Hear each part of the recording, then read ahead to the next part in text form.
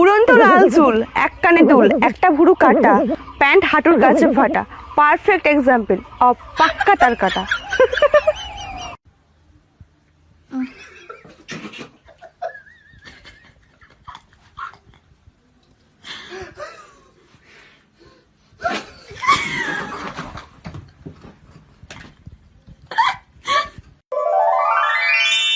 কাকু প্রণাম নিয়া।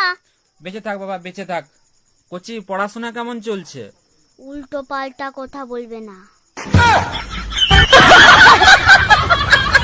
মদের দোকান খোলার সাথে সাথে সোনার দোকানও খোলা উচিত, কারণ মদ কেনার জন্য বউয়ের গয়না তো বিক্রি করতে হবে। দামি ড্রেস পরে এত গর্ব করার কিছু নেই, জীবনের সুখের মুহূর্তগুলো কাটে বিনা ড্রেসে। একজনে বিয়ে করেছে, তার 5 বছর হয়ে গিয়েছে, তা কোনো সন্তান হয়নি। তাই একটা বাবার কাছে গিয়েছে, গিয়ে বলছে, বাবা আমার 5 বছর বিয়ে হয়ে গেছে, আমার কোনো সন্তান হয়নি। বলছে, মা তুমি চিন্তা করো না, আমি বদ্রীনাথ যাচ্ছি, আমি তোমার জন্য একটা প্রদীপ জ্বালিয়ে দেবো যাতে তোমার বাচ্চা হয়। বাবা বদ্রীনাথ গিয়েছে, গিয়ে প্রদীপ জ্বালিয়ে দিয়েছে, দিয়ে 5 বছর পর বাড়ি এসছে।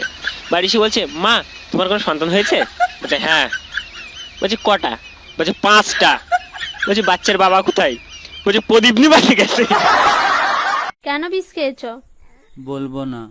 বলো কেন বিষ খেয়েছো? বলবো না বললাম তো। আচ্ছা ঠিক আছে, আমাকে তোমার বান্ধবী ভেবে বলো। জানিস আমি একটা মেয়েকে ভালোবাসি, আর আমার বউকে ডিভোর্স দিব, কিভাবে দিব ভেবে পাচ্ছি না, তাই রাগে বিষ খেয়ে নিয়েছি। কি? তুমি মরো, এখানে মরো। রে দিদি, মেয়ে হলো পুরো চিনির মতো মিষ্টি, আর বৌমা সে তো পুরো নুনের মতো নোনতা। কিন্তু আসল ব্যাপারটা হচ্ছে চিনি ছাড়া জীবন চললেও নুন ছাড়া জীবন চলে না। বিয়ে করলে আমি বাড়ির বড় মেয়েকেই করব, কারণ ছোটগুলো তো এমনি ফ্রিতেই পাবো।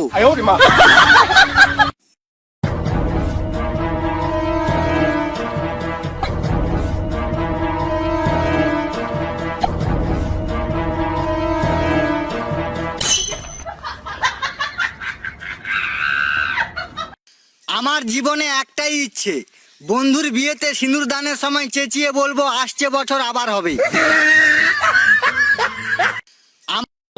এই যে মেয়ে খুঁজছো না প্রেম করবা বলে বা বিয়ে করবা বলে, তো তোমাদেরকেই বলছি মন দিয়ে শুনে নাও কথাটা।